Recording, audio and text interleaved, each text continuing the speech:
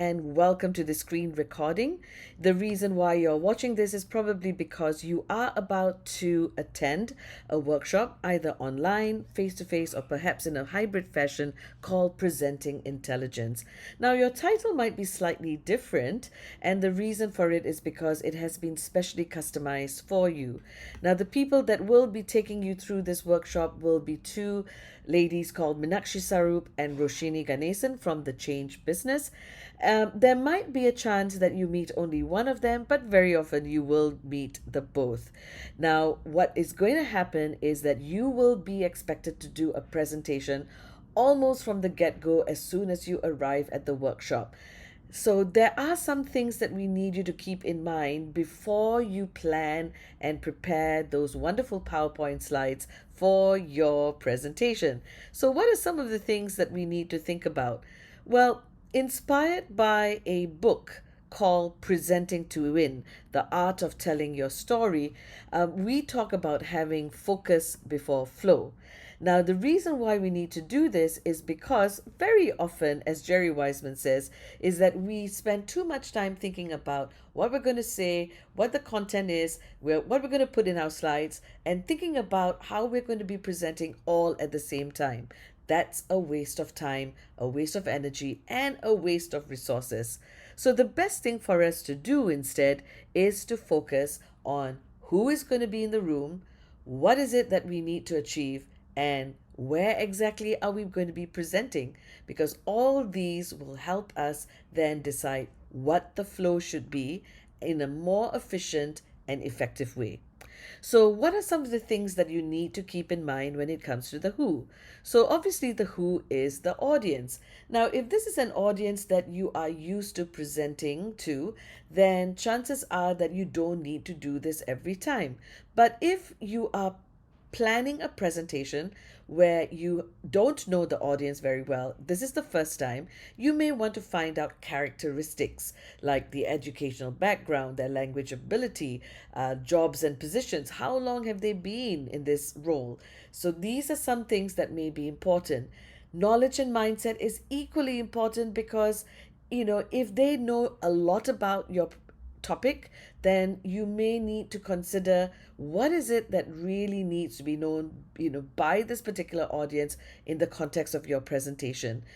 Also, understanding how they feel about you or your organization or about the topic you're about to present to them can help you prepare better in terms of what you want to put into your presentation in terms of case studies, examples, or statistics that you need to cite.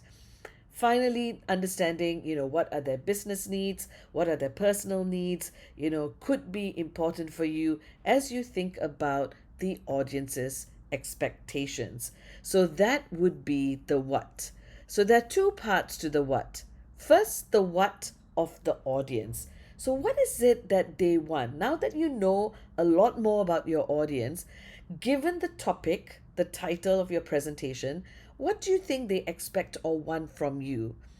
And knowing and keep putting yourself in your audience's shoes will help you also identify the what's in it for me, the WIIFM that every audience has when they enter a venue to listen to your talk, or if they are attending your presentation, whether it's online or perhaps in a boardroom or maybe even in a one to one situation. People want to know what's in it for me as I sit down here and listen to your presentation. Connected to this is the what from our perspective, because at the end of the day, the audience may want a lot of things, but we've only got 5 minutes or 15 minutes or 30 minutes for our speech or talk or presentation. So, what is it that must happen? The other what, the second part of the what is my objective as a presenter. By the end of my presentation, what is it that must happen? Do I need my audience to do something like sign on the dotted line, or do they need to understand something so that they can start working a new process? Or is it that they need to know something because something is about to change? So, being very, very clear about your objective and being able to achieve your objective by the end of the presentation will give you that sense of understanding whether your presentation is a success or not. It's the measure of success for your presentation. Finally, we need to consider the where. Where are you presenting? Are you presenting in an office environment, a boardroom, an auditorium? If you're doing it in the client's premises, do you need to know some things about the venue, the equipment that's there, the lighting, especially if you've never been to the space before? And of course, if you are going to be doing your presentation online, then what platform are you using? Is it a platform that you normally use in your organization, or will you be expected to use something else? And should you need to do a presentation online using a platform, do you then need to use any support apps such as the Miro or the Google Docs or a Padlet to make your presentation that much more engaging?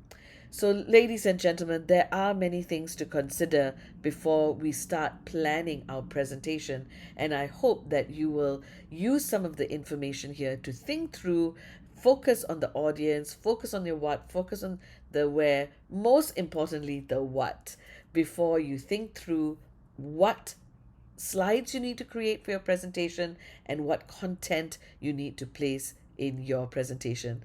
Both of us are looking forward to welcoming you at your training. With that, thank you for paying attention to the screen recording and good luck.